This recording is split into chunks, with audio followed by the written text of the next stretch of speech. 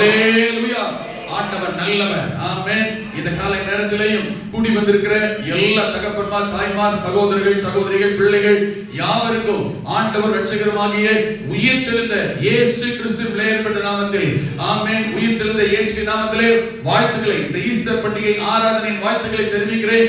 உயிர்த்தெழுந்த இயேசு, ஆமென், மரண பரியந்தமும் நம்மோடு கூட இருந்து நடத்துகிற அவருடைய வாக்கின்படியே கர்த்தர் உங்களோடும் என்னோடும் இருந்து நம்மை நடத்துவாராக. ஆண்டவர் ஆசீர்வதிப்பாராக. அல்லேலூயா. பக்கத்துல கையை பிடி சொல்லுங்க. ஆமென். Happy Easter. ஆமென். இயேசு உயிர்த்தெழுந்த பண்டிகை வாழ்த்துக்கள் சொல்லுங்க. அல்லேலூயா. அல்லேலூயா. ஆமென். கர்த்தர் ஆசீர்வதிப்பாராக. நான் ஏற்கனவே சொன்னது போல மறுபடியும் ஞாபகப்படுத்துகிறேன்.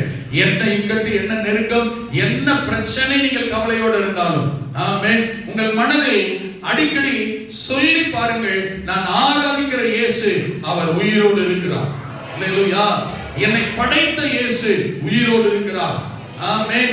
என்னை சிலுவையில் மரித்து உயிர்த்தெழுந்த மீட்டெடுத்த இயேசு அவர் உயிரோடு இருக்கிறார். அல்லேலூயா. என்னை அழைத்து கொண்டு போக வருகிறவர் இன்னும் உயிரோடு தான் இருக்கிறார். அல்லேலூயா. ஆமென். நாம் ஆராதிக்கிற இயேசு உயிர்த்தெழுந்தவர், உயிரோடு இருக்கிறவர். ஆமென். இந்த காலை நேரத்தில் நம்முடைய சிந்தனைகள் ஆண்டவருடைய வார்த்தைக்கு நேராக திரும்புவோம். லூக்கா எழுதின சுவிசேஷம், ஆமென், 24ஆம் அதிகாரம் 2வது வசனம். லூக்கா எழுதின சுவிசேஷம் 24ஆம் அதிகாரம் 2ஆம் வசனம், 3ஆம் வசனம் வாசிங்கள். கல்லறையை அடைத்திருந்த கல் புரட்டி தள்ளப்பட்டிருக்கிறதை கண்டு, ஆமென், உள்ளே பிரவேசித்து கர்த்தராகிய இயேசுவின் சரீரத்தை காணாமல் போதும். 2ஆம் வசனத்தில் வாசிக்கிற போது லூக்கா எழுதுகிறார், கல்லறையை அடைத்திருந்த கல் புரட்டி தள்ளப்பட்டு இருந்தது. கல், ஆமென், ஒரே கல் தான், 2 வித நிலைமைகளில் இருந்தது. ஆமென்.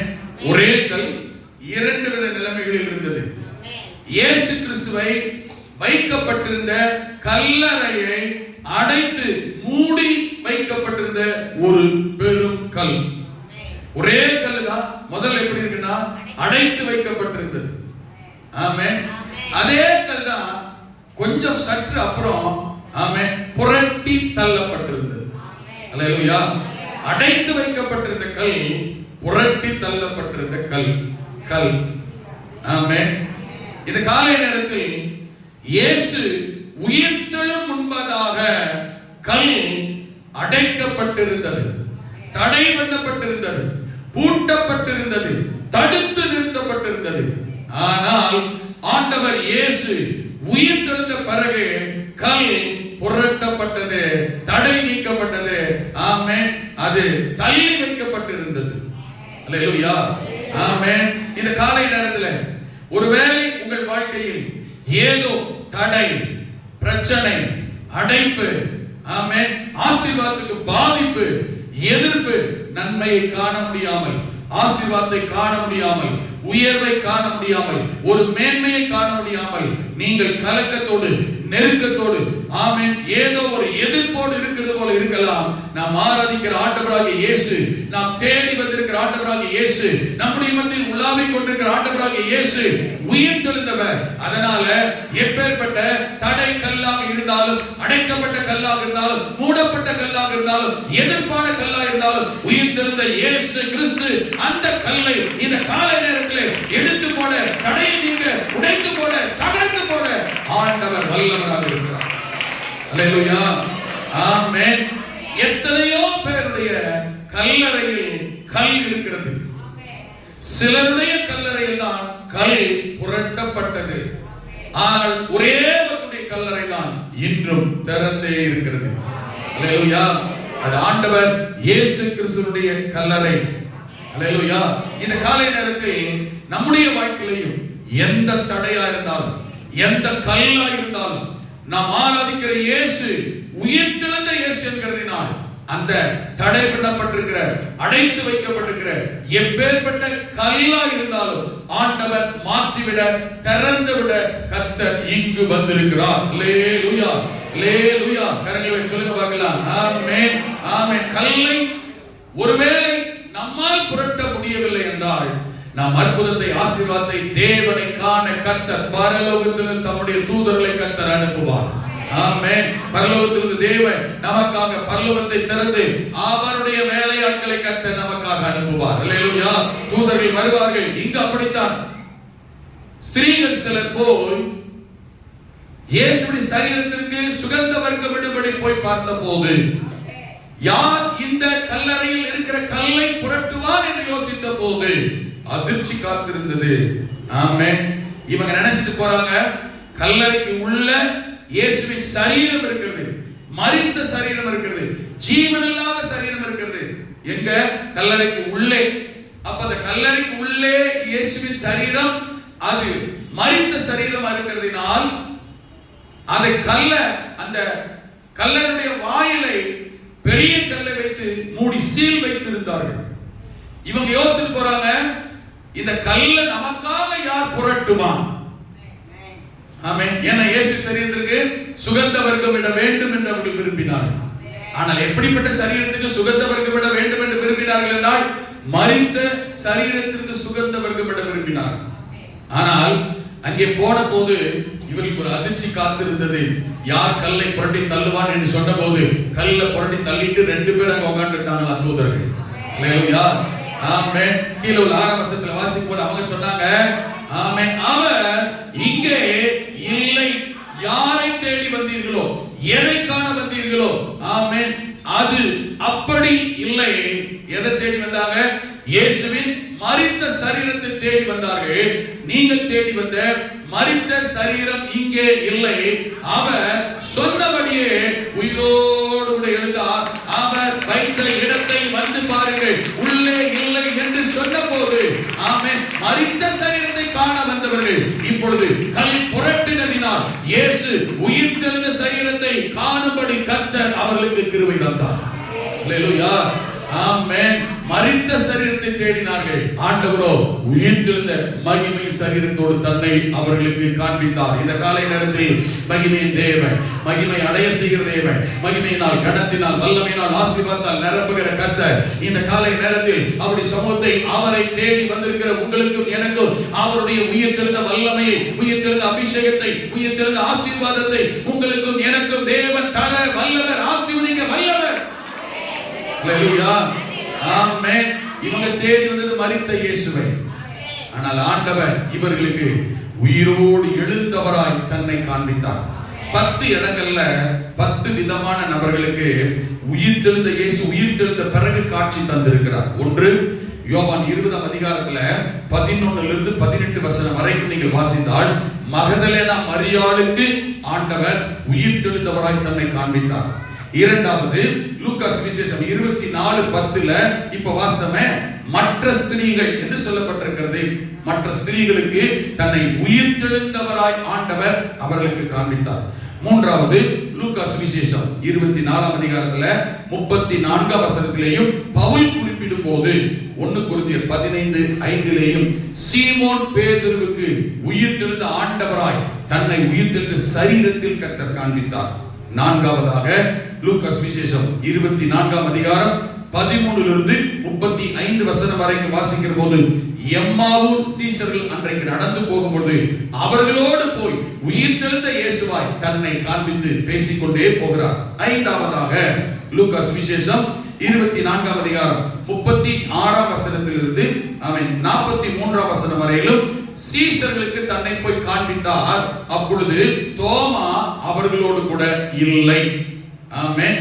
ஆறாவதாக யோவான் சுவிசேஷம் 20ஆம் அதிகாரம் 21ஆம் வசனத்தில் 21ஆம் அதிகாரம் 20ஆம் அதிகாரம் 26ஆம் வசனத்திலிருந்து 29ஆம் வசனம் முடிய இங்க சீஷர்களும் இருந்தார்கள், கூட தோமாவும் இருக்கிறார். ஆமென். ஏழாவதாக யோவான் 21ஆம் அதிகாரம் 1 முதல் 23 வசனங்கள் ஒரு சம்பவம் நடைபெறுகிறது. திபேரியா கடற்கரையில் அங்கே ஆண்டவர் இயேசு நம்முடைய சீஷர்களுக்கு தன்னை திபேரியா கடற்கரையில் காண்பித்தார். 1 கொரிந்தியர் 15ஆம் அதிகாரம் 6ஆம் வசனத்தை வாசித்தால் பவுல் குறிப்பிடுகிறான், 500க்கும் அதிகமான நபர்களுக்கு ஆண்டவர் உயிர் தெழுந்தவராய் தன்னை காண்பித்தார் என்று.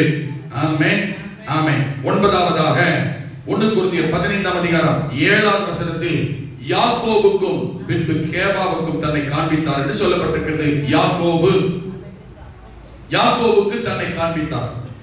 யார் இந்த யாக்கோபு என்றால், இயேசு கிறிஸ்துவோடு உடன் பிறந்தவர்கள் 4 சகோதரர்கள்.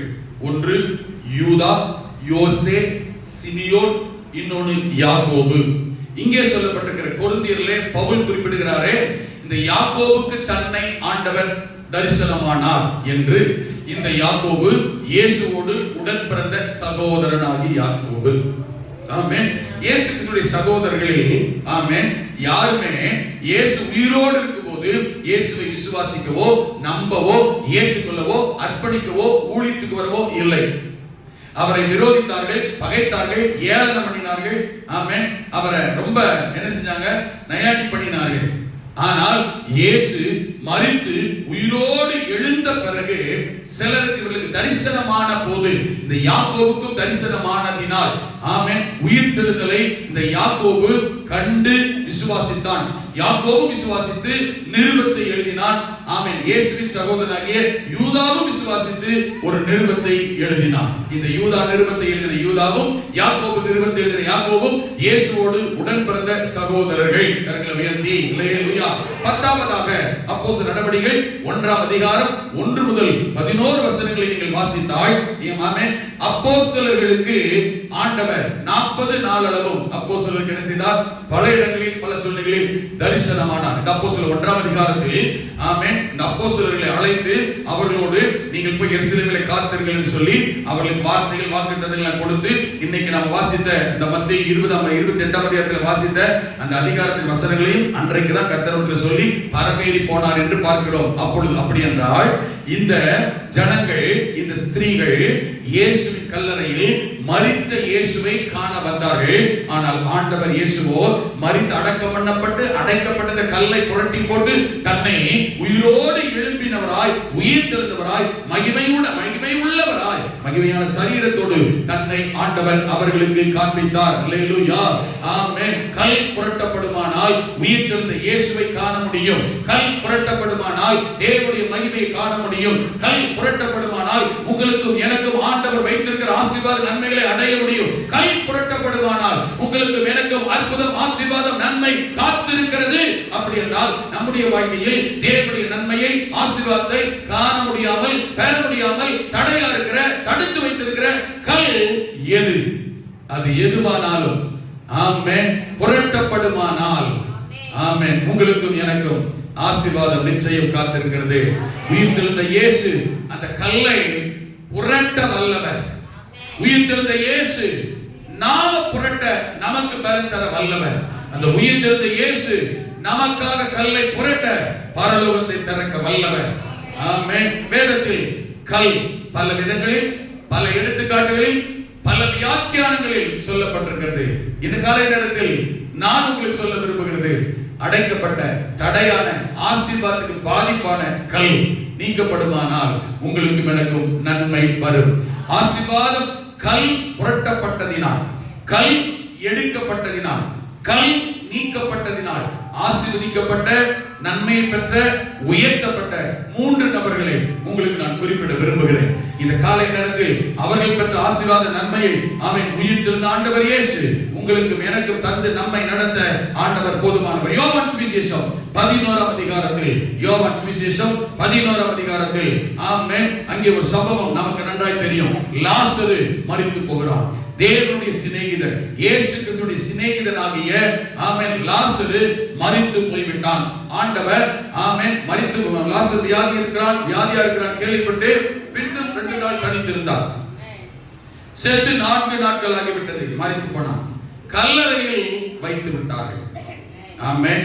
கல்லறையில் வைத்து விட்டார்கள். செத்து 4 நாள் ஆயிடுச்சு. நாரக்கூடியதான நிலைமை எல்லாம் முடிந்து விட்டது. ஆமென். இயேசு போகிறார். அல்லேலூயா. பெத்தானியா கிராமத்திற்கு மரித்த லாசரை தேடி, அவருடைய வீட்டை தேடி ஆண்டவர் இயேசு போகிறார். மார்த்தாலும் மரியாளும் இருக்கிறார்கள். ஒருவர் பின் ஒருவராக வருகிறார்கள். ஆண்டவர் பாதத்தில் விழுந்து அழுகிறார்கள்.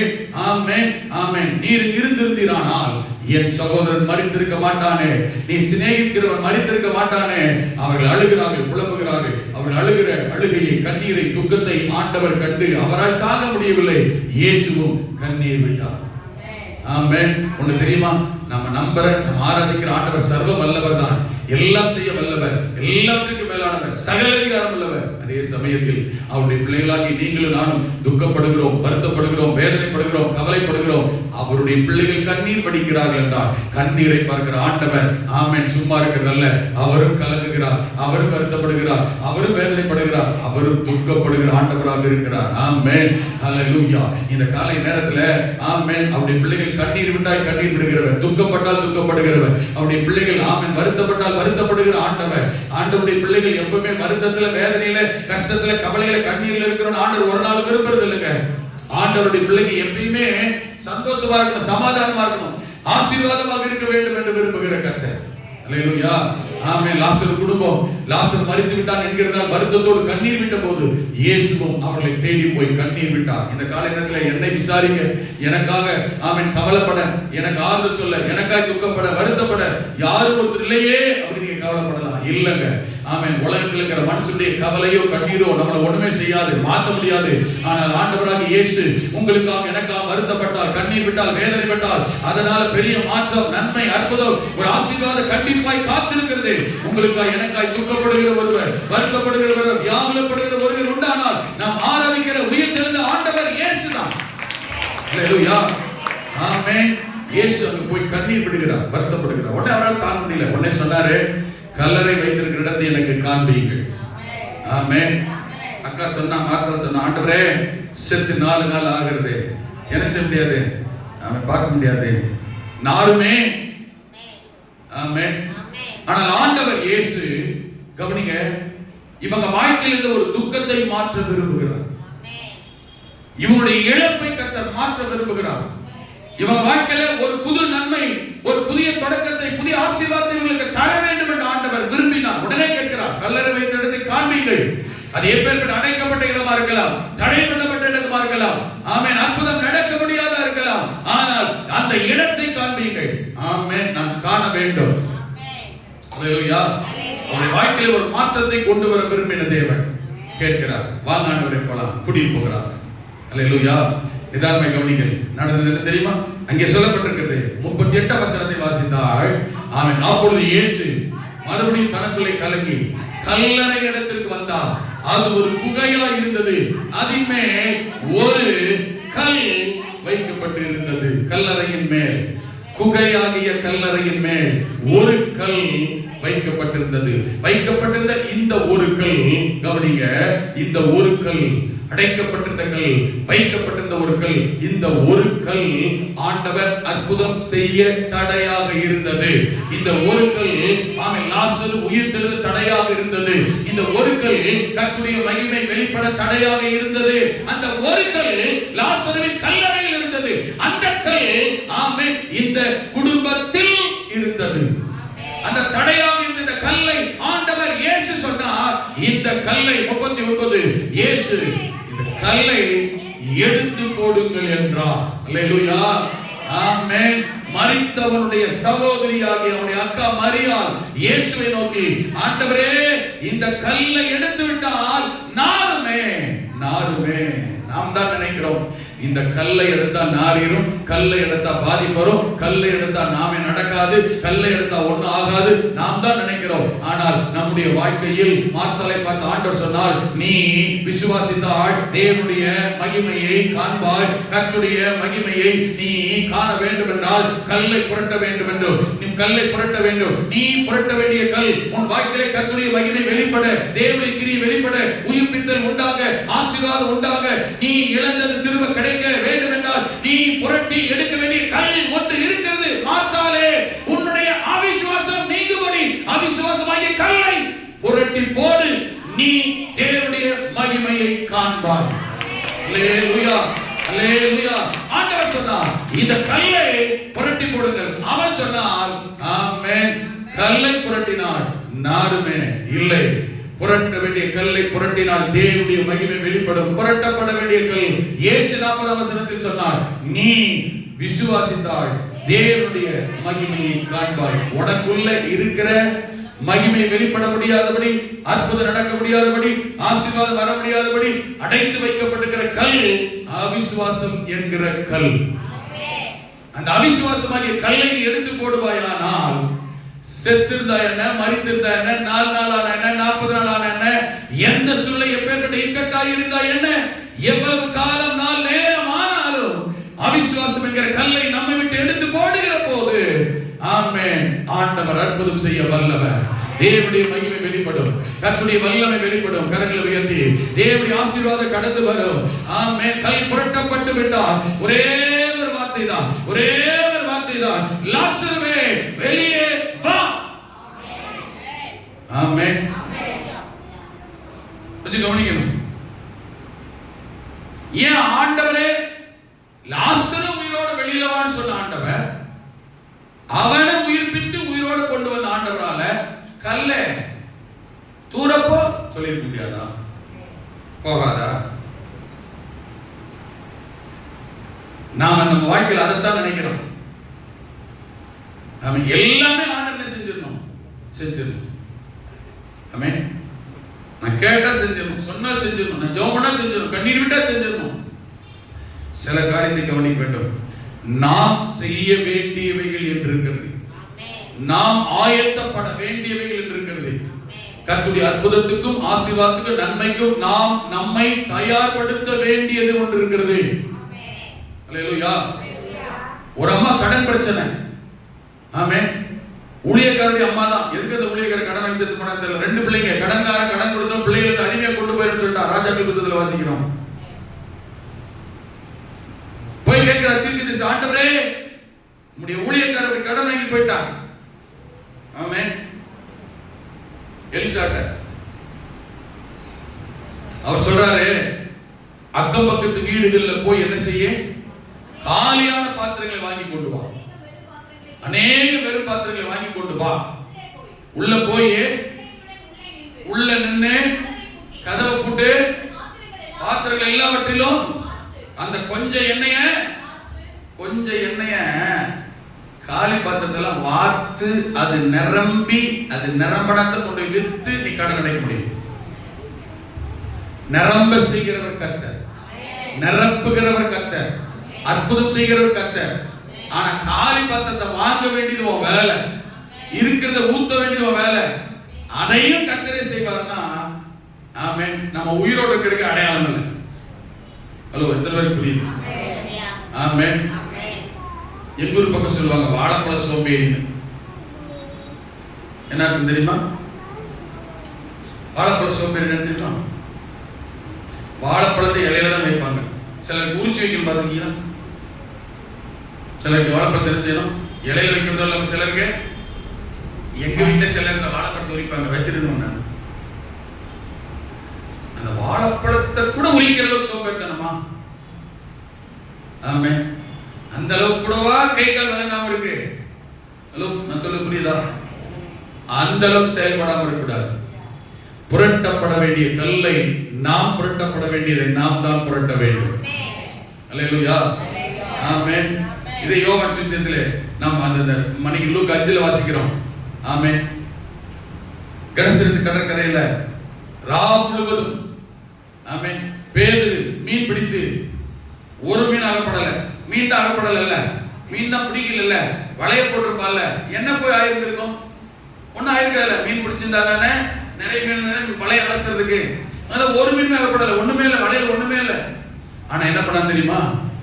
ராம் முழுவதும் வலை வீசி ஒரு மீன் அகப்படலன்னு சொல்லியுமே கொஞ்சம் கவனிக்கணும். அடுத்த நாள் காலையில வலையை அலசி கொண்டிருந்தானோ. ராத்திரி முழுக்க தான் அவன் பார்க்கணும். அதான் இதாகவே இல்லை, மீனே வரலையே, அங்க குப்பைகளுமா இருக்கும் போது ஒண்ணும் கிடையாது. ஆனால் என்ன பண்ண தெரியுமா? வலையை அலசி கொண்டிருந்தான். கொஞ்சம் கவனிக்கணும். அந்த வலையை அலசி ஆயத்தமானதுனாலதான் இயேசு படகுல ஏறி இப்ப ஆழத்துல என்ன செய்ய போடு சொல்லி போட்டு இழுத்த போது வலை கிளியத்தக்கதா திரளான மீன் பிடிச்சது. வலையை அலசாம ஆயத்தப்படுத்தாம பிரிப்பேர் பண்ணாம இருந்திருந்தானா, ஒருவேளை கவனக்குறைவா எங்கேயாயிலும் வலை நெட்டு பிஞ்சியோ ஒரு கிழிசலோ அருந்தோ இருந்திருந்த கவனிக்காம அலசாம ஆயத்தப்படுத்தாம இருந்திருந்தானா, இயேசு வலைய போட்டு சொல்லியிருந்தாலும் வலைய போட்டு இருந்தாலும் திரளான மீன் வலையில் அகப்பட்டிருந்தாலும் வலை ஏற்கனவே அருந்து கிழிஞ்சு ஆயத்தப்படுத்தாம இருந்ததுன்னா பிடிச்ச மீன் எல்லாம் வலிக்கு போயிடும். இந்த மாதிரி வழங்குது. ஆண்டவர் ஆஸ்வதிக்க மாட்டேன்னு சொல்லல, கர்த்தர் உயர்த்த மாட்டேன்னு சொல்லல, கர்த்தர் உயிர்ப்பிக்க மாட்டேன்னு சொல்லல, கர்த்தர் தேவை சந்திக்க மாட்டேன்னு சொல்லல. கர்த்தர் எதையும் நம்முடைய வாழ்க்கையில் செய்ய அவர் ஆயத்தமாய் விரும்புகிறார், வருகிறார், உயிர்ப்பிக்க ஆஸ்வதிக்க விரும்புகிறார். ஆசீர்வாதத்தை நன்மையை பெற்றுக்கொள்ள நாம் புரட்ட வேண்டிய எடுக்க வேண்டிய கல் என்று இருக்கிறது. இந்த காலை நேரத்தில் நம்முடைய வாழ்க்கையில் தேவனுடைய மகிமை வெளிப்படுவதற்கு, அற்புதம் நடக்கிறதுக்கு, ஆசீர்வாதம் வருவதற்கு கர்த்தர் உங்களிடத்திலும் என்னிடத்திலும் நாம் புரட்டி எடுத்து போட விரும்புகிற கல் அவிசுவாசம் என்கிற கல்லை எடுத்துக்கொடு. நீ விசுவாசித்தால் தேவனுடைய மகிமையை காண்பாய். நாம செய்ய வேண்டியதை செய்யணும். ஆண்டவரே, சீசர்கள் கேட்டாங்க, எங்களுக்குள் விசுவாசம் வளர பெருக உதவி செய்யும். அங்க ஒரு பையன், அது ஒரு சிறுவன் மரண அவஸ்தையா இருக்கும் பொழுது அவன் ஆண்டவரை பார்த்து கேட்கிறான், ஆண்டவரே எனக்குள்ள விசுவாசத்தை வர்த்திக்க பண்ணும். நீங்கள் நானும் சில நேரத்துல ஆண்டவர்கிட்ட கேட்கணும். எத்தனை வருஷம் எவ்வளவு காலம் விசுவாசியா இருந்தாலும் சில நேரங்கள்ல சில காலங்கள்ல சில காரியங்கள் நமக்கு விசுவாசம் வராது. அப்ப கர்த்தர்ட்ட மனசார வெளிப்படையா சொல்லி பழகணும். ஆண்டவரே எனக்கு இந்த விஷயத்துல விசுவாசம் குறை இருக்கு, விசுவாசம் வர்த்திக்க பண்ணும், விசுவாசிக்கு உதவி செய்யும். ஆண்டவரே விசுவாசம் பெருக, அதுல வளர உதவி செய்யும். கேட்கும் போது விசுவாசம் வரும். அல்லேலூயா. அவிசுவாசம் என்கிற கல் புரட்டி போடப்படும் போது மார்த்தாலும் சரி மரியாளும் சரி உள்ளே இருக்கிற லாசரும் சரி கர்த்தருடைய மகிமையை காண கர்த்தர் கிருபை செய்யார். நீங்களும் சரி நானும் சரி நம்முடைய குடும்பத்தில் உள்ளவர்களும் சரி நம் மூலம் நம்முடைய விசுவாசத்தின் மூலம் கர்த்தருடைய மகிமையை காண கர்த்தர் கிருபை செய்வாராக. அல்லேலூயா. இரண்டாவதாக யாத்ராகமத்தின் புத்தகத்தை வாசிக்கிறோம். இரண்டாவது ஒரு கல். ஆமென். யாத்ராகமத்தின் புத்தகத்தில் வாசிக்கிறோம், இஸ்ரவேல் ஜனங்கள் அவர்கள் எகிப்து தேசத்தில் பிரயாணம் பண்ணி கொண்டு வரும் பொழுது ஒவ்வொரு இடமாய் கடந்து வருகிறார்கள். 17ஆம் அதிகாரத்தில் வருகிறார்கள், ரெவிதீம் பள்ளத்தாக்குக்கு வருகிறார்கள். ரெவிதீம் 1ஆம் வசனத்தில் வாசிக்கிறோம், ரெவிதீமில் அவர்கள் வந்த பொழுது ஆமென் அவர்களுக்கு தண்ணீர் இல்லை. பின்பு இஸ்ரவேல் புத்திரராகிய சபையார் எல்லாரும் கர்த்தருடைய கட்டளைப்படியே சீன் வனாந்தரத்திலிருந்து புறப்பட்டு பிரயாணம் பண்ணி ரெவிதீமிலே வந்து பாளையம் இறங்கினார்கள். அங்கே ஜனங்களுக்கு குடிக்க தண்ணீர் இல்லை. ஜனங்களுக்கு என்ன இல்ல? குடிக்க தண்ணீர் இல்லை. குடிக்க தண்ணீர் இல்லைன்னா என்ன பண்ணணும்? தண்ணி வேணும்னு கேட்கணும், தண்ணி தாங்கன்னு ஜெபம் பண்ணணும். ஆமென். தண்ணிக்காக முயற்சி பண்ணி இருக்கணும் இல்லையா? அதை விட்டுட்டு இவங்க என்ன பண்ணாங்கன்னா, ஆமென், 2ஆம் வசனம் சொல்லப்பட்டிருக்கிறது, ஆமென், இவர்கள் ஜனங்கள் மோசேயோட வாதாடி வாக்குவாதம் பண்ணினார்கள். ஒரு தேவன் வரும்போது தேவை சந்திக்கிறதுக்கு ஒரு பொருள் வாங்கணும்னா பொருளை வாங்குறதுக்கு முயற்சி பண்றதா, தேவை சந்திக்க முயற்சி பண்றதா, அதை விட்டுட்டு வாக்குவாதம் பண்ணி சண்டை போட்டுக்கிட்டு இருக்கிறதா? வாக்குவாதம் பண்ணி சண்டை போட்டா பொருள் வாங்க முடியுமா? தேவை சந்திக்கப்பட்டு விடுமா? இங்க இவங்க எப்ப பார்த்தாலும் இவங்க பொழப்பே தான், இவங்க சுபாவமே தான். அதே போலதான் என்ன 20ஆம் அதிகாரத்துல இருக்கும், அங்கேயும் தண்ணி இல்லை, அங்கேயும் இதே தான் பண்ணாங்க. வாக்குவாதம், சண்டை, முறுமுறுப்பு. ஆமென். இந்த வாக்குவாதமோ முறுமுறுப்போ வாதாடுறதுனாலயோ அற்புதம் ஆசீர்வாதம் நன்மை வந்து விடுவது இல்லை. கரெக்டா சொல்லுங்க பார்க்கலாம். வீட்டிலும் அப்படித்தான், குடும்பத்திலும் அப்படித்தான். நல்லா கவனிங்க. வாக்குவாதம் பண்ணுகிறதுனாலோ வாதாடுகிறதுனாலோ போராடுகிறதுனாலோ முறுமுறுக்கிறதுனாலோ அல்லேலூயா ஒரு நன்மையும் ஒரு அற்புதமும் ஒரு ஆசீர்வாதம் வரப்போவது இல்லை. அது பெண்கள் ஆனாலும் ஆண்கள் ஆனாலும் பெரியவர்கள் ஆனாலும் சிறியவர்கள் ஆனாலும் யாரானாலும் சரி. ஆமென். இங்கே தண்ணீர் இல்லை. என்ன செய்தார்கள்? வாதாடினார்கள், வாக்குவாதம் பண்ணினார்கள். ஆமென். முறுமுறுக்க ஆரம்பித்தார்கள். 6ஆம் வசனம், மோசே விரோதம் முறுமுறுக்க ஆரம்பித்த போது மோசே கர்த்தரிடத்தில் போய் ஆண்டவரிடத்தில் முறையிடுகிறான். வேற எங்க போவார் அவரு? கர்த்தரிடத்தில் போய் முறையிடுகிறான். ஆண்டவரே, நான் என்ன செய்வேன் இந்த ஜனங்களுக்காக? அப்ப கர்த்தர் மோசேயிடத்தில் சொன்னார், கொஞ்சம் கவனிங்க. அங்கே ஓரேபிலே நான் உனக்கு முன்பாக கன்மலையின் மேல் நிற்பேன். அங்கே ஒரு கல் இருந்தது, அங்கே ஒரு பாறை இருந்தது. ஆமென். அங்கே ஒரு கன்மலை கல் இருக்கிறது. அந்த கல் மலையின் மேல் நான் நிற்பேன். அல்லேலூயா. ஆண்டவர் சொன்னார், நீ அந்த கன்மலையை அடி, பாறை, the rock. ஆமென். கல், பாறை, கன்மலை, ஆங்கிலத்தில் ராக் என்று சொல்லப்பட்டிருக்கிறது. பாறை என்ன செய்ய? அடி.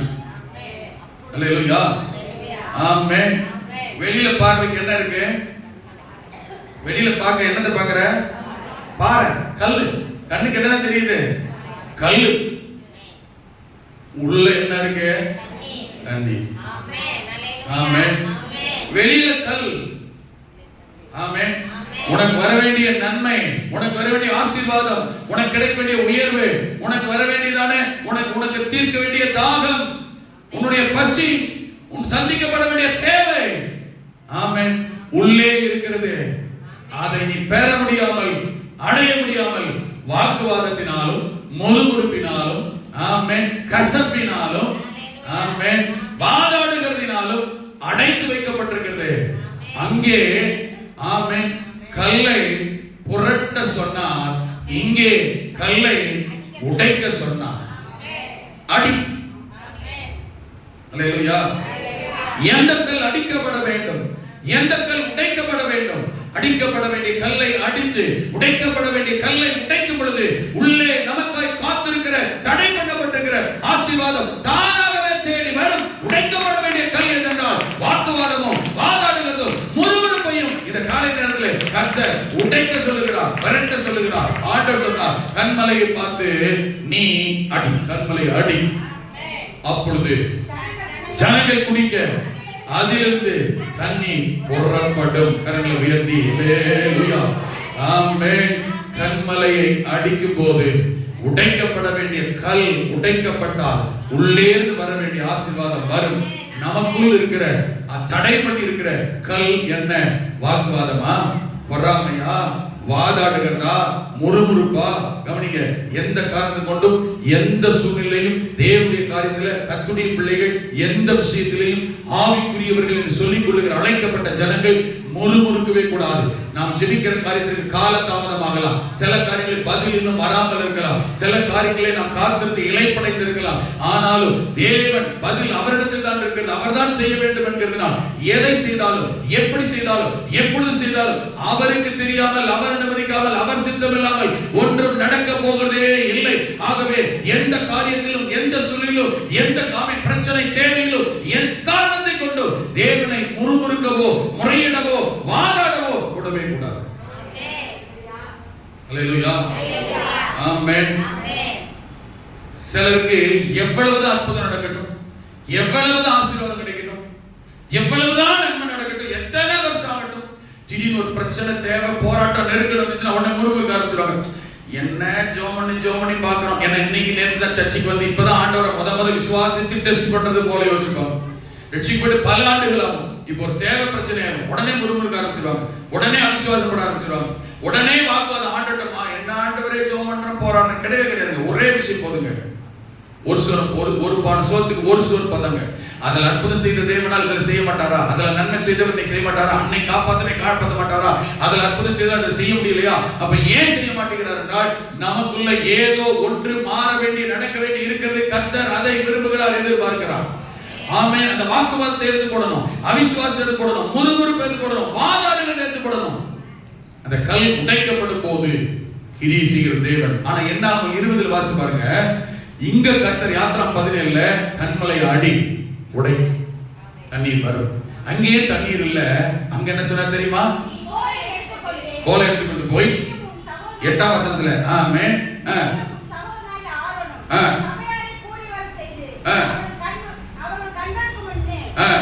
கன்மலையை பார்த்து பேசுங்கள். என்ன செய்யணும்? இது பேச வேண்டிய கல், முறையிட வேண்டிய கல், விண்ணப்பிக்க வேண்டிய கல். கொஞ்சம் கவனிக்கணும். ஆனா என்ன பண்ணிட்டாங்க தெரியுமா? பேசுகிறதுக்கு பதிலாய் அடித்து விட்டார்கள். 2 முறை அடித்து விட்டாங்க. நல்லா கவனிங்க. சில நேரங்கள்ல கர்த்தர் என்ன சொல்றாரோ அதைத்தான் செய்யணும். எனக்கு நல்லா இருக்கு, எனக்கு பிடிச்சிருக்கு, நான் விரும்புறேன், நான் எதிர்பார்க்கிறேன், நான் ஆசைப்படுறேன்னு சொல்லி என் விருப்பத்துக்கு நான் சில காரியத்தை மாற்றிக் கொள்ளுகிற போது காரியம் நடக்கும். கவனிக்குங்க, இங்க இருக்கீங்களா?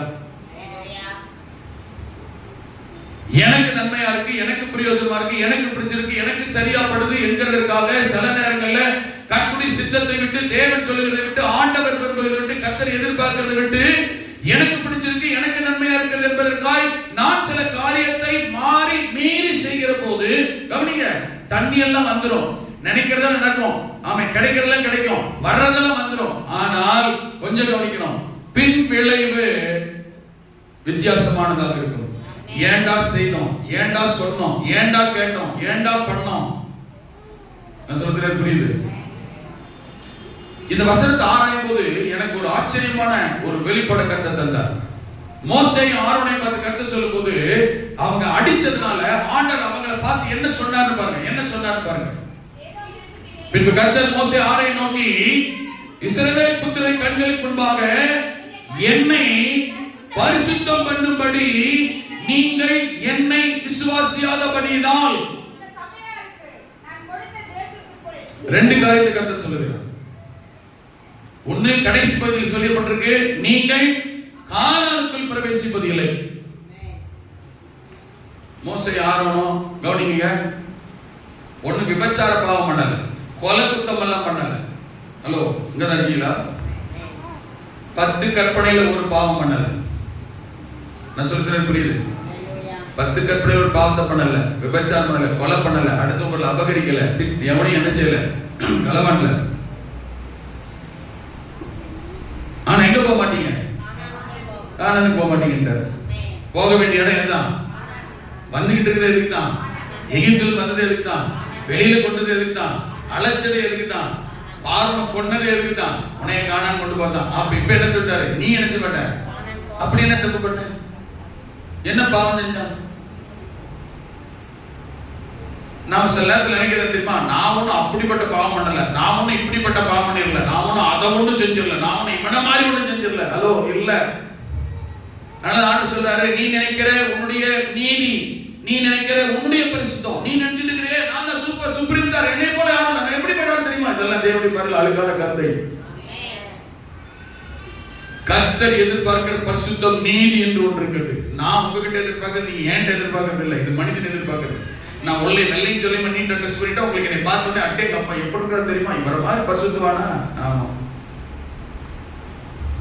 ஆளை வச்சு, தோட்டத்தை வச்சு, பார்வை வச்சு, ஆமென், வெளிப்படையான காஸ்டியூம்ஸ் வச்சு எடை போடுறவன் மனுஷன். சாமுவேலே அன்னைக்கு அப்படிதான் ஏமாந்துட்டாரு. சாமுவேலே என்ன செஞ்சாரு? ஈசாய் வீட்டுக்கு போய் உட்கார்ந்து போது, அடுத்து ஒரு ராஜாவை தேர்ந்தெடுக்க விரும்புற ஈசாய் வீட்டுக்கு போன்னு சொல்லும் போது சாமுவேல் போய் உட்கார்ந்து இருக்கிறார். கர்த்தர் சொல்றாரு, ஒவ்வொருத்தனா வர்றான். தாவீதுடைய அண்ணன் மூத்தவன் வர்றான், அபினதாப் வர்றான். எவன் மண்டையில நங்குன்னு கொட்டும் போல இருக்கு எனக்கு. அது யாருன்னு தான் தெரியல, பரபரப்பா இருக்கு. ஆமென். இப்ப கேளுங்க, வந்து நிக்கிறான். ஆசு எப்படி தெரியுமா? சும்மா ஜெயஜாண்டிக்கா இருக்கிறான். ஆமென். பார்க்க சும்மா சூப்பரா, அவன மாதிரி யாரு? அது மூத்த மகன், ஈசாக்கு மூத்த மகன், பேரும் புகழோடு இருந்த வாழ்ந்தவன், பார்த்து வளர்ந்தவன். வந்து நின்னா சாமுவேல் பாஸ்டர் ஐயா பார்த்து அசந்து போயிட்டான். சரி, கர்த்தர் தேர்ந்தெடுத்துக்கிறார் ஆளை, சூப்பரான ஆளு தேர்ந்தெடுத்துக்கிறார். அப்படி முடிப்பட்டான். இவன் தானா அப்படி கேட்கிறான். கர்த்தர் எடுத்து சொன்னாரு, நீ என்னுடைய முகத்தையும் சரீர வளர்ச்சியையும் பார்க்க வேண்டாம். ஆமென். மனுஷன் பார்க்கிற விதமாய் பார்க்கிறது இல்லை. அல்லேலூயா. மனுஷன் வெளிப்படையான தோற்றத்தை பார்ப்பான். ஆளை பாரு, சட்டையை பாரு, ட்ரெஸ்ஸை பாரு, காஸ்டியூமை பாரு, வசதியை பாரு, வாய்ப்பை பாரு, பந்தாவை பாரு. இல்லை, நான் அதெல்லாம் பார்க்கறது இல்லை. ஹலோ, உங்கதான் இருக்கீங்களா? இதெல்லாம் தேவையில்லைன்னு கருத்து சொல்லல. இதை வச்சு நம்பி ஏமாந்துராதன்னு தான் சொன்னார். இதெல்லாம் தேவை. ஆள் நம்ம யாரோ, நம்மளுடைய லெவல், வேலை, வாய்ப்பு, அந்தஸ்துக்கு தக்க அளவுக்கு நமக்கு தோற்றம், மதிப்பு தேவை. ஆனா இதை வச்சு ஒருத்தனை ஒரு குவாலிஃபிகேஷனுக்கு, ஒரு அரசாள்றவனுக்கு தகுதியானவன் என்ன செஞ்சிடாத, நினைச்சிடாத கர்த்தர் சொல்றாரு. நான் சொல்றது புரியுதுங்களா? ஹல்லேலூயா, ஆமென். அதுக்காக watchman doctor dress, doctor police dress, police வக்கீல் ட்ரெஸ் போட முடியாது. நான் சொல்றது புரியுதுங்களா? அவங்களுக்கு அந்த ட்ரெஸ் செட்டப், யூனிஃபார்ம் இருக்கு, கெட்டப் கெத்துன்னு இருக்கு. அது அவங்களுடைய அந்தஸ்து, ஸ்டேட்டஸ், தொழிலை, அதிகாரத்தை காண்பிக்கிற வஸ்திரங்கள். ஆனால் ஒருவனுடைய தகுதியை அவனுடைய வஸ்திரத்தை வச்சு என்ன செய்யாத, அளந்தராதன்னாரு. ஹல்லேலூயா, ஆமென். இங்க இப்படிதான், இவங்க ஒன்னும் பெருசா பாவம் செஞ்சிடல. நல்லா கவனிங்க, இவங்க ஒன்னும் மோசை ஆறணும் பெருசா பாவம் ஒண்ணு செஞ்சிடல. ஆனா கர்த்தர் சொன்ன வார்த்தை பாருங்க, நீங்க கானானுக்குள் பிரவேசிக்கிறது இல்லை. எங்க போக மாட்டீங்க? நீங்க கானானுக்குள் பிரவேசிக்கிறது இல்லை. எதனால? ஏன்? ரொம்ப சிம்பிள். ஆமென். உங்க பார்வைக்கு என் பார்வைக்கும் இது பெரிய பாவம் இல்லை. அதை தான் சொல்லிட்டு இருக்கேன். இவங்க பெரிய பாவம் செஞ்சாங்க, இவங்க பெரிய பாவம். உங்க பார்வைக்கும் என்னோட பார்வைக்கும் அவங்களுடைய காரியம் பெரிய பாவம் அல்ல. ஆனா கர்த்தருடைய பார்வையில ஆண்டவரால் ஏற்றுக்கொள்ள, அங்கீகரிக்க, சகித்துக் கொள்ள முடியாத பாவமாகத்தான். அதிலும் குறிப்பா பாருங்க என்ன வார்த்தை மென்ஷன் பண்றாரு பாருங்க. ஆமென். நீங்கள் இஸ்ரவேல் ஜனங்களுடைய கண்களுக்கு முன்பாக என்னை பரிசுத்தம் பண்ணும்படி. என்ன பண்ணலையும் ஆண்டவர், இவங்க பரிசுத்தம் பண்ணலையும். எதை பரிசுத்த குலைச்சலாக ஆண்டவர் எண்ணுகிறார்? எதங்க பரிசுத்த குலைச்சலாக ஆண்டவரை பரிசுத்த குலைச்சல் ஆக்கினதாக எது கர்த்தர் நினைக்கிறார்? எதை சொல்றார் ஆண்டவர்? ஆமென். நான் பேச சொன்னேன், நீ அடித்து விட்டார். சிம்பிளா என்னது? என் வார்த்தையை நீ கேட்கல, என்னுடைய வார்த்தைக்கு நீ கீழ்ப்படியல, என் சொல்லுக்கு நீ கேட்கல. இது கீழ்ப்படியாமை என்கிற ஒன்று இவர்களை கானானுக்குள்ளே கொண்டு போல. அதை விட இன்னொன்னு, கீழ்ப்படியாமை என்கிற ஒன்று, தேவ சித்தத்தை மீறுகிற என்ற ஒன்று, தேவ சித்தத்தை செய்யாமல் போகிற ஒன்று, தேவனுடைய நாமத்தை பரிசுத்த குலைச்சலாக்குகிறதா. இன்னும் சொல்ல போனா ஆண்டவரை அவமதிக்கிறதாக கர்த்தர் நினைக்கிறார். கர்த்தருடைய அது கீழ்ப்படியல. அவர் என்ன நினைக்கிறாரு? என்ன நீ என்ன செய்யல, மதிக்கல என்றார். அவமதிக்கிற, அவமதிச்சிட்டீங்களே, ஜனங்களுக்கு முன்ன என்னை அவமானப்படுத்திட்டீங்களே, என் நாமத்தை பரிசுத்த குலைச்சலாக்கிட்டீங்களே. ஆண்டவர் எப்படி கேட்கிறார் பாருங்க. நம்ம வாழ்க்கையில நல்ல கவனிங்க, தேவன் என்ன எதிர்பார்க்கிறார், என்ன சொல்லுகிறார், எதை செய்ய விரும்புகிறார், எங்கிட்ட நான் எல்லார்கிட்ட எல்லாத்தையும் கேட்கலங்க. எல்லாருக்கையும் கோலை பிடிச்சி போய் அடின்னு சொன்னாரு. எல்லாரும் 70 30 தாங்க, எல்லாரும் கோலை பிடிச்சி ஆளுக்கு ஒரு தட்டுங்க அப்படியே சொன்னாரு. ஏன்னா பார பெருசு சொன்னாரா? மோசேக்கு தான் சொன்னாரு. இங்க 2 பேர் சொன்னார் பேசுங்க. எல்லார்கிட்ட எல்லா காரியத்தையும் கர்த்தர் எதிர்பார்க்கறது இல்ல. ஒரே குடும்பத்துல 10 பேர் தான், 10 பேர் கர்த்தர் எதிர்பார்க்கறது இல்ல. ஆமென். ஏன் கர்த்தர் என்ன எதிர்பார்க்கிறார்? நான் செய்ய என்ன விரும்புகிறார், என் மூலம் என்ன செய்ய விரும்புகிறார், என்னை எப்படி ஆசீர்வதிக்க விரும்புகிறார், என்னை எப்படி கர்த்தர் உயர்த்த விரும்புகிறார், நடத்த விரும்புகிறார். அல்லேலூயா, ஆமென். அங்க அடிக்க வேண்டிய, உடைக்க வேண்டிய கல் உடைக்கப்பட வேண்டும். இங்கு பேச வேண்டிய கல் என்றால் பேச வேண்டும். இதுல தேவன் எதை சொல்லுகிறாரோ, தேவன் எதை விரும்புகிறாரோ, கர்த்தர் எதை பார்க்கிறாரோ அதை செய்யும் போதுதான் நம்முடைய வாழ்க்கையில் ஆசீர்வாதம், நன்மை வரும். நமக்கென்று காத்திருக்கிற ஆசீர்வாதம், நமக்கென்று மறைந்திருக்கிற ஆசீர்வாதம், நமக்கென்று உள்ளே இருக்கிற ஆசீர்வாதம் தானாகவே புறப்பட்டு வரும். ஜனங்கள் எல்லாரும் தாகம் தீர்க்க குடித்து தீரும் மட்டும், அங்கே கசப்பான தண்ணீர் மதுரமாக மட்டும் தேவன் அற்புதம் செய்தார். தேவை சந்திக்கப்பட்டது, ஆசீர்வாதம் வந்தது. ஆமென். வாதாடுதல், முறுமுறுத்தல், இந்த கற்களை எல்லாம் அடித்து உடைக்க தேவ சித்தம் எது என்று கண்டுபிடித்து அர்ப்பணிக்கும், சித்தத்தில் ஒப்பு கொடுக்கும் அந்த அர்ப்பணம் உள்ளதை கர்த்தர் செய்வாராக. மூன்றாவது ஒரு கல்லை சொல்லி முடிக்கிறேன். ஆதியாகமத்தின் புத்தகம் 28ஆம் அதிகாரம். யாக்கோபை கர்த்தர் அழைக்கிறார். யாக்கோபே, ஆமென், உன் தகப்பன் தாயை விட்டு நீ தூர தேசத்திற்கு போய்விட்டாய். இப்பொழுது ஆமென், அவன் யாக்கோபு போய் கொண்டிருக்கிறான். தகப்பன் வீட்டை விட்டு அவன் போய் கொண்டிருக்கிறான். லாபான் இருக்கிற தேசத்தை விட்டு அவன் லாபான் இருக்கிற தேசத்தை தேடி போய் கொண்டிருக்கிறான். போகும் பொழுது அன்று ராத்திரி இந்த யாக்கோபை தேடி கர்த்தர் வருகிறார். ஆமென். எப்போது கர்த்தர் வந்தார் தெரியுமா? நல்ல கவனிங்க. யாக்கோபை தேடி கர்த்தர் எப்போ வந்தார் தெரியுமா? ஆமென். அங்க வாசி பாருங்கள். 28வது அதிகாரத்துல வாசிக்கும் பொழுது ராத்திரி நேரம், மாலை மயங்கி விட்டது, இரவு நேரம் ஆகிவிட்டது. இரவு நேரம் வந்தபோது 11 வசனம் சொல்லப்பட்டிருக்கிறது. ஒரு இடத்திலே வந்தான், சூரியன் அஸ்தமித்தபடியினால் அங்கே ராத்தங்கி. அவ்விடத்து கற்களில் ஒன்றை எடுத்து தன் தலையின் கீழ் வைத்து, நல்லா இருங்க, அவ்விடத்து கற்களில் ஒன்றை எடுத்து தன் தலையின் கீழ் வைத்து படுத்தான். ஆமென். படுத்துக் கொண்டான். அவ்விடத்து கற்களில் ஒன்றை எடுத்து வைத்து படுத்தான். அல்லேலூயா. எடுத்து வைக்க வேண்டிய கல். ஆமென்.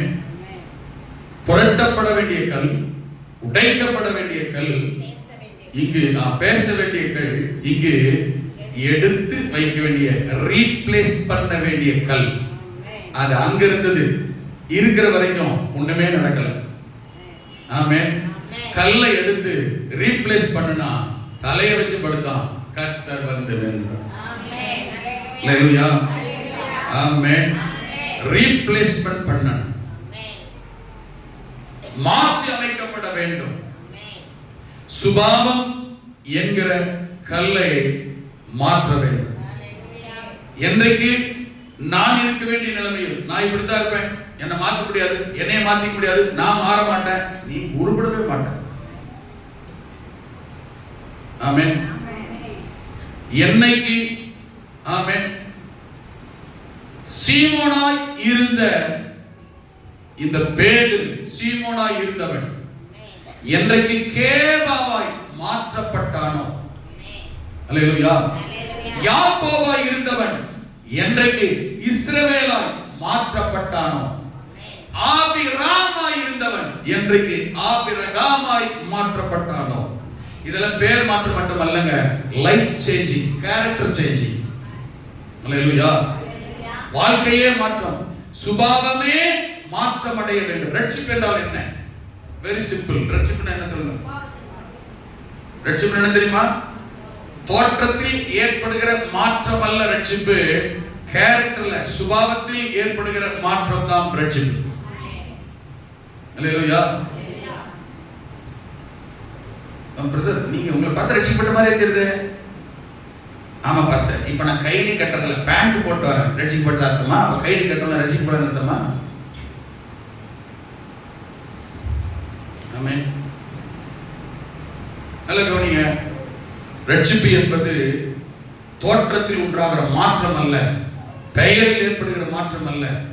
ஆமென். அது வாழ்க்கையிலே, கேரக்டரிலே, சுபாவத்திலே ஏற்படுகிற மாற்றம் தான். ஆமென். ரட்சிக்கப்படுவதற்கு முன்ன நம்முடைய சிந்தை, நம்முடைய செயல்பாடு, நம்முடைய வாழ்க்கை, நம்முடைய நடைமுறை வேற மாதிரி இருந்துச்சு. ரட்சிப்பு என்கிற வார்த்தைக்கு மனம் திரும்புதல், ரிபெண்டன்ஸ். ரட்சிப்பு என்கிற வார்த்தைக்கு மத மாற்றம் அல்ல, மன மாற்றம்.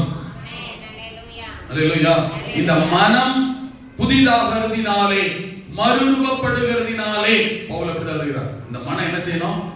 மறுரூபம், புதிதாக மாறுதல். ஒருவன் கிறிஸ்துவுக்குள் இருந்தால் புது சிருஷ்டியாய் இருக்கிறான். பழைய சுபாவங்கள் மாறுகிறது என்று அர்த்தம். அல்லேலூயா.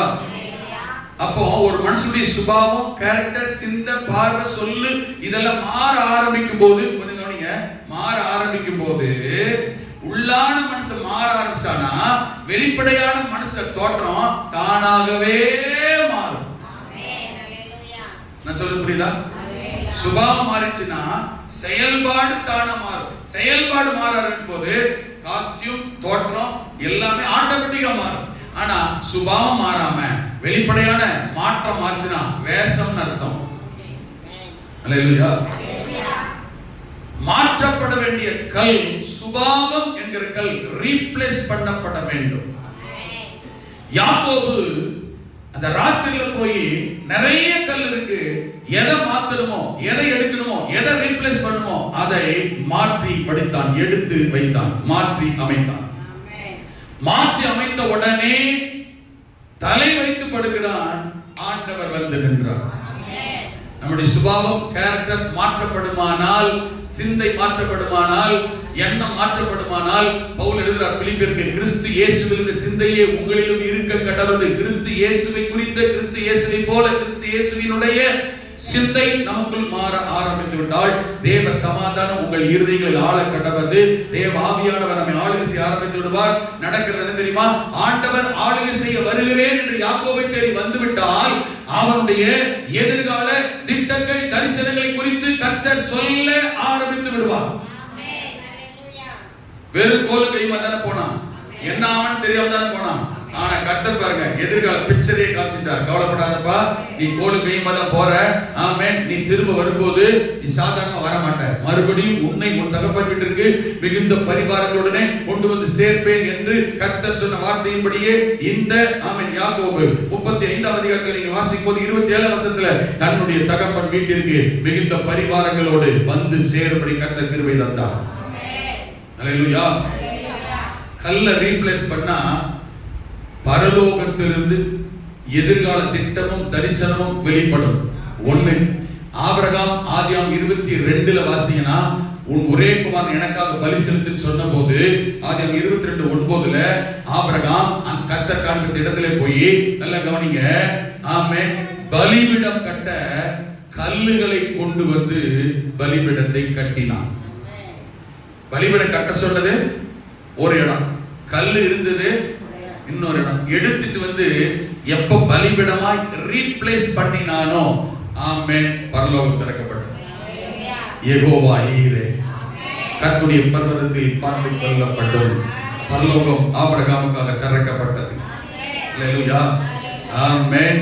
இந்த காலை நேரத்தில் கல் நமக்காக எவன் புரட்டுவான்? நாம புரட்ட வேண்டிய கல்லா இருந்தா நாம புரட்டிடணும். நம்மளால புரட்ட முடியாட்டா கர்த்தரே பரலோகத்தில் ஆட்கள் அனுப்புவார். புரட்டப்பட வேண்டிய கற்களை புரட்டப்படும் போது ஆமென், நமக்கு நடக்க வேண்டிய நன்மைகள் தானாகவே நடக்கும். முடிந்து போனது தொடங்கும். ஆமென். நம்முடைய வாழ்க்கையில் ஆசீர்வாதம் அடைக்கப்பட்டிருக்கிறவைகள், உள்ளே இருக்கிறவைகள், மறைந்து இருக்கிறவைகள் வெளியிலே வரும்.